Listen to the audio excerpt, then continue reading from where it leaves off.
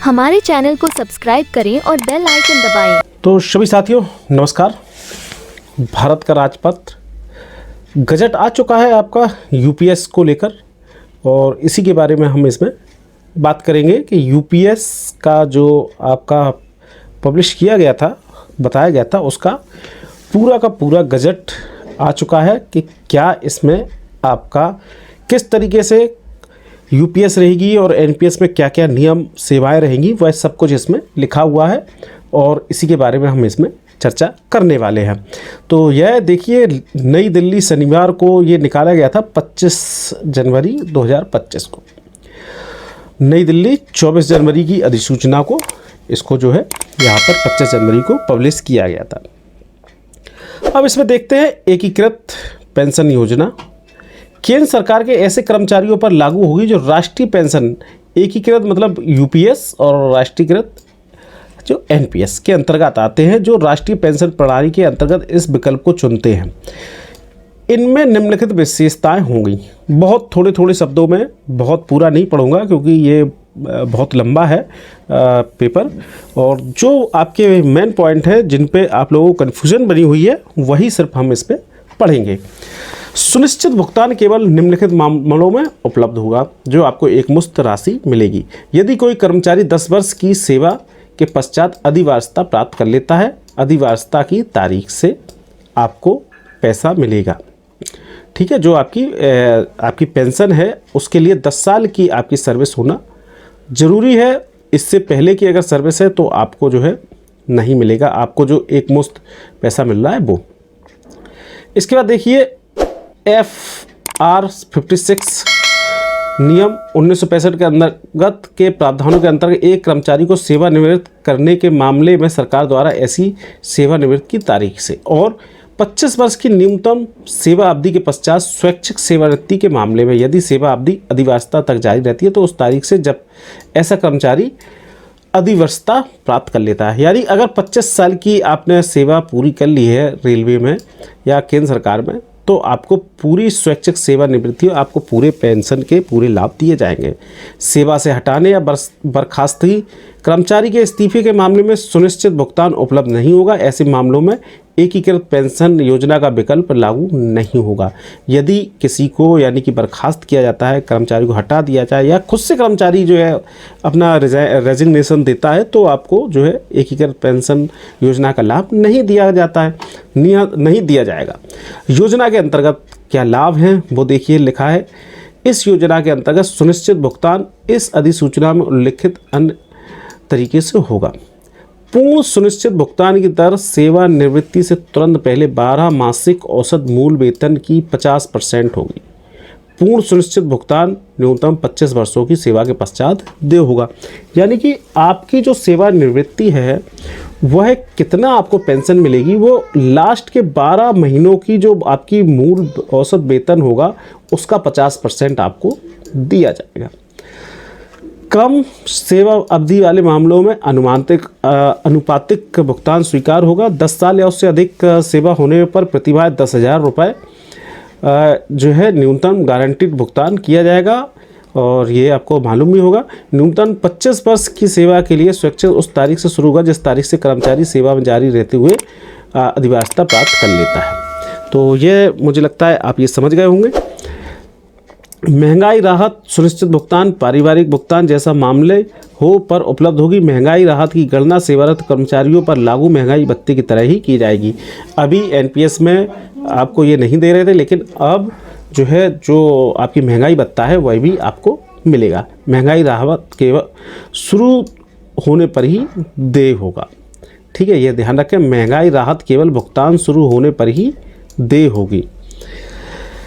इसके बाद एकीकृत पेंशन योजना विकल्प के कॉर्पस 2 निधियों में मिलाकर बनेगा। नंबर 1 कर्मचारी के अंशदान और उसी के बराबर केंद्र सरकार के अंशदान, यानी जो आपका 10% करता है और सरकार भी 10% देती है, के साथ एक व्यक्तिगत कॉर्पस और केंद्र सरकार के अतिरिक्त अंशदान के साथ एक पूल कॉर्पस, यानी आपको मालूम है 10% कर्मचारी से एनपीएस में कटता है और 18% इसमें सरकार देगी। कर्मचारी का अंशदान मूल वेतन प्लस महंगाई का 10% होगा। इसके बराबर ही केंद्र सरकार का भी अंशदान मूल वेतन प्लस महंगाई भत्ते का 10% होगा। दोनों को कर्मचारी के व्यक्तिगत कॉर्पस में किया जाएगा, यानी कि जो आपका पैसा जमा हो रहा है उसका 10% और जो सरकार दे रही है उसका मूल वेतन प्लस महंगाई भत्ते का 10%, ये दोनों को मिलाकर व्यक्तिगत कॉर्पस में इसको जमा कर दिया जाएगा। अब इसके देखते हैं कुछ, देखिए ये केंद्र सरकार उन सभी कर्मचारियों को अनुमानित 8.5 मूल वेतन प्लस महंगाई भत्ता के अतिरिक्त अंशदान की व्यवस्था करेगी, जिसमें समग्र आधार पर पूल कॉर्पस के स्थान पर एकीकृत पेंशन योजना के विकल्प को चुना है। अच्छा, इसमें एक बात और है, आप इसका और ध्यान रखें, यदि आपने यूपीएस को एक बार चुन लिया तो आप एनपीएस में दोबारा से नहीं आ सकते हैं, ये विशेष ध्यान रखें। इसमें अभी लिखा है, मैं आपको बताऊंगा, और यदि आपने नहीं चुना है तो फिर आप एनपीएस में ही रहेंगे। केंद्र सरकार के अतिरिक्त अंशदान के माध्यम से निर्मित पूल कॉर्पस में निवेश संबंधी निर्णय का पूरा अधिकार सरकार का होगा, यानी कि जो सरकार जो है अपना पैसा लगा रही है उसके लिए जो भी निर्णय होगा वो पूरा सरकार का अपने तरीके से होगा। तो ये बहुत सारे पॉइंट हैं, आप इनको पढ़ लें। मैं बहुत ही छोटी छोटी चीज़ें इसमें बताने वाला हूँ। इसके बाद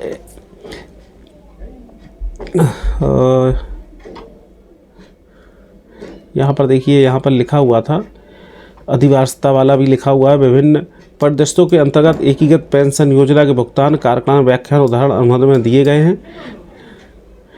एकीकृत पेंशन योजना यूपीएस के परिचालन की प्रभावी तिथि 1 अप्रैल 2025 से होगी, यानी आपकी 1 अप्रैल 2025 से इस योजना को जो है चालू कर दिया जाएगा।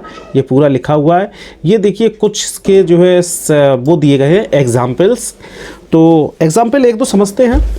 वित्त मंत्रालय की 24 जनवरी 2025 की अधिसूचना के पैरा 14 के संबंध में अनुबंध। जो एक छोटा सा उदाहरण इसमें समझते हैं। स्वीकार मासिक सुनिश्चित भुगतान के उदाहरण का, आपको जो मासिक भुगतान होगा वो किस तरीके से दिया जाएगा। किसी कर्मचारी की सेवा निवृत्ति के पहले 12 मासिक औसत वेतन मूल वेतन, मान लो किसी का मूल वेतन 45,000 है, ठीक है, कर्मचारी के पास 25 साल की सेवा है, ठीक है। ये एक कर्मचारी जो रिटायर हो रहा है उसकी कंडीशन दी गई है। कर्मचारी के सभी अंशदान नियमित रूप से जमा किए गए, कि आपने जो है पूरा अंशदान, यानी कि आपने जो पूरा पैसा जो है बराबर जमा किया गया है और आपका कोई निवेश का डिफ़ॉल्ट जो है पैटर्न चुना है, यानी जो इसमें डिफ़ॉल्ट है वही वाला चुना है, और कर्मचारी ने कभी भी कोई एनपीएस से पैसा नहीं निकाला है, तब उसको कितना पैसा मिलेगा। तो सेवानिवृत्ति पर कर्मचारी का व्यक्तिगत कॉर्पस का मूल्य होगा 50 लाख रुपए, ठीक है, 10,000 यूनिट आईसी के रूप में। जे अभी फॉर्मूला दिया गया है उसके बारे में। इस मामले में बेंचमार्क कॉर्पस का भी मूल्य जब 50 लाख आपका होगा तो 50 लाख सरकार का भी होगा, इसका भी 10 यूनिट, ठीक है, होना चाहिए। अब कर्मचारी का आप इस फॉर्मूला में PQIC BC जैसे ये है और IC ये है 50 लाख IC और Q ये ऊपर दिया गया है, इस तरीके से इसमें लिखेंगे। तो यदि 300 से अधिक है तो 300 के रूप में लिया जाएगा Q मीन्स आपका ये यहाँ दिया गया है 25 वर्ष 300 महीने। अगर इससे ज़्यादा है तो 300 ही लेना है। अगर आपकी 26 साल की सेवा है तब भी आपको 300 ही लेना है। यदि कम है तो आपको कम लेना है, ठीक है। अब मान लो हमने इसमें ये सब फिलअप कर दिया, तो आपको जिसकी 45,000 बेसिक है आज की डेट में, तो उसको 22,500 रुपये प्लस इस पर DR जोड़कर इतना पैसा तो कम से कम उसको मिलेगा ही, इतनी आपको पेंशन ज़रूर मिलेगी। अब दूसरा मामला देखते हैं। अब आप, मुझे लग रहा है कि आप ये समझ गए होंगे कि इसमें जो कैलकुलेशन की गई है इतना पैसा उसको मिलेगा ही। इसके बाद दूसरा कैलकुलेशन ये देखें, कर्मचारी 1, 3 और 5 तक शर्तों को पूरा करता है। कर्मचारी के पास 15 साल, जो ऊपर जो शर्तें दी गई हैं इसमें 1, 3 और 5 तक की शर्तें पूरा कर रहा है, लेकिन 25 की जगह 15 साल की सर्विस है, ठीक है, 180 महीने की सेवा है, तब उसे कितना मिलेगा। सेवानिवृत्ति पर कर्मचारी व्यक्तिगत कॉर्पस में जब 15 साल नौकरी की है तो उसका पैसा जो है 30 लाख रुपए बनेगा, 8,000 यूनिट। इसी प्रकार सरकार का भी बेंचमार्क कॉर्पस का मूल्य भी उतना ही होगा, 30 लाख रुपए। तो कर्मचारी का भुगतान 300 से अधिक है तो इसे 300 के रूप में लिया जाएगा, नहीं तो कम लिया जाएगा। तो इस कंडीशन में 13,500 रुपये महंगाई जोड़कर इसके बाद, यानी कि अब अगर आपकी 45,000 बेसिक थी और 25 साल की सेवा थी, तब आपको मिल रहे थे जो है 22,500, और 15 साल की सेवा है तब आपको मिल रहे हैं 13,500 रुपये आपके पेंशन। तो ये बात मुझे लग रहा है आप समझ गए होंगे।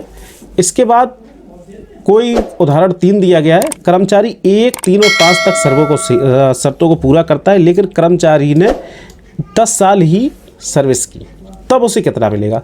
सेम है, 25 लाख रुपए जो है आपका जमा हुआ, 25 लाख सरकार का जमा हुआ। इसके बाद जो पूरा इसका जो उसी फार्मूला में जो फार्मूला ये दिया गया है, इसी में इसके सब वैल्यू रखेंगे, जो PQ ICPC ये सब दी गई है, इनको रखेंगे तो आपका 9,000 रुपये पर मंथ जो है आपका आएगा, जिससे 10,000 रुपये कर दिया जाएगा। यानी कि 10,000 से अगर नीचे लिया जाएगा तो आपका 10,000 रुपये कम से कम आपको तनख्वाह यानी कि पेंशन वो ज़रूर मिलेगी। इसी तरह से आप ये समझ गए होंगे कि इस तरीके से आपकी पेंशन की गणना की जाएगी। यह सब इसमें दिया गया है। तो बहुत सारे उदाहरण हैं, अगर मैं बताने बैठूँगा तो बहुत ज़्यादा हो जाएंगे। इसके बाद यदि कर्मचारी व्यक्तिगत कॉपर्स की भरपाई नहीं करता है, मान लो सेवानिवृत्त हो रहे हैं कर्मचारी और उसने अच्छी खासी पूरी नौकरी करी है 25 साल के आसपास, तो 45 लाख रुपए जमा हो गए आपके 9,000 यूनिट। अब चूंकि कर्मचारी द्वारा किए गए निवेश विकल्पों के कारण कर्मचारी ने बेंचमार्क कॉपर की तुलना में व्यक्तिगत कॉपर्स के मूल्य की भरपाई नहीं की है, तो 50 लाख रुपए 10,000 यूनिट डिफ़ॉल्ट पैटर्न पर जो ये होगा, तो उसकी जो है पेंशन की गणना में, जैसे अभी ऊपर 22,000 आया था, तो अब 20,250 रुपये उसको यहाँ पर पेंशन मिलेगी, प्लस इसमें DA जोड़ा जाएगा। ठीक है, यदि आपके 50 लाख जमा नहीं होते तब की ये स्थिति है।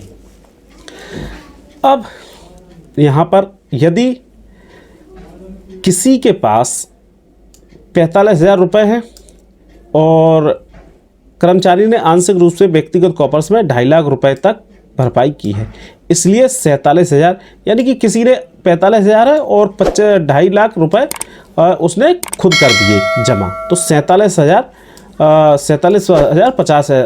लाख 50,000 पर उसकी गणना की जाएगी, जो गणना यहाँ पर दी गई है। इसी फॉर्मूला आपका ये है, इसी में आपको लगाना है। तो इस तरीके से यदि अधिवार्षता या 25 वर्ष की अर्ध सेवा कुंडली पर स्वैच्छिक सेवानिवृत्ति अंतर्गत एक मुश्त भुगतान की कितना मिलेगा वह यहाँ पर दिखाया गया है। तो सेवानिवृत्ति के तिथि के अनुसार मूल वेतन मान लो 45,000 है, उस पर महंगाई भत्ता आज की डेट में 53% चल रहा है, कुल आपको 68,850 रुपये आपको मिलेगा। तो इसके बाद आपकी व्यक्ति की पेंशन को अपन अंदाज की को 6 मासिक की पूर्ण जो है वर्षों में संख्या, जब 68,500 आपका एक दिन का आ गया, मान लो 68,085 रुपये आ गए। अब कुल जो है जिसने संख्या जो है 10 साल सेवा की है, तो 68 उसको मिलेगा 1,37,000 रुपये। यदि किसी ने 15 साल सर्विस की है तो उसको इतना मिलेगा, 20 साल सर्विस की है तो उसको इतना मिलेगा, 25 साल सर्विस की है तो उसको इतना पैसा मिलेगा, 30 वर्ष की है 360 माह तो उसको इतना पैसा मिलेगा, 35 वर्ष की है तो उसको ये रकम मिलेगी। कोई एक मुश्त राशि दे नहीं होगी यदि सेवा की अवधि 10 वर्ष यानी 120 महीने से कम है, क्योंकि ऐसे मामले में एकीकृत पेंशन लागू नहीं है। ये विशेष ध्यान आप रखें।